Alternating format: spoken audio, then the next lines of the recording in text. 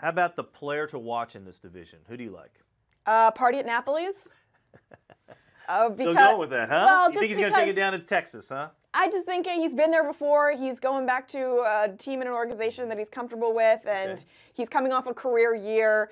And he had 34 home runs, 101 RBI with the Indians last season. He knows what it takes to get to the big dance, and I feel like he carries that over with this Rangers team. But if he doesn't, that's going to be interesting for me to watch because, like I mentioned, when you look at this Rangers lineup, it screams all these guys who have had success in the past. If they don't, this Rangers lineup could fall really quick to the bottom, to the basement of this division. Wow. And that could be, well, yeah, because they got rid of a lot of guys in the offseason and didn't particularly replenish. So, and it's not like they're rebuilding or saying that they're in some sort of a rebuild mode. They're just kind of floundering. And for a team that did so well last year, you wonder why didn't they try and build on that? And I think it affects them. I mean, they're a pretty good team. I don't know. Mike Napoli doesn't have to have a great season for the Rangers to have a great season because they have some outstanding players, and we talked about the rotation as well as some of the thumpers in that lineup.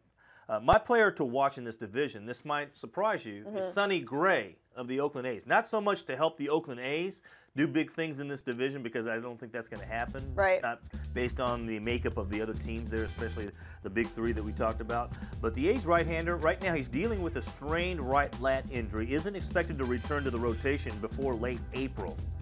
If he can return, though, to his all-star form in 2015, a lot of people wondering what happened in 2016 to Sonny Gray. But if he's back to his all-star status in 2015, I think there are going to be a lot of phone calls being made to Oakland by playoff contenders, or especially right around the trade deadline.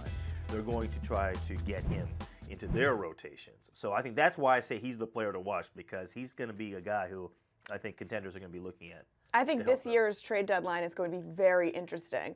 You got a lot of players throughout baseball who, I mean, just look at the Royals. They could have a huge, they could have a complete fire sale at the trade deadline. Blow up the team. They could win the World Series, or they could be sellers, big-time sellers at the trade deadline, too, depending on where they are.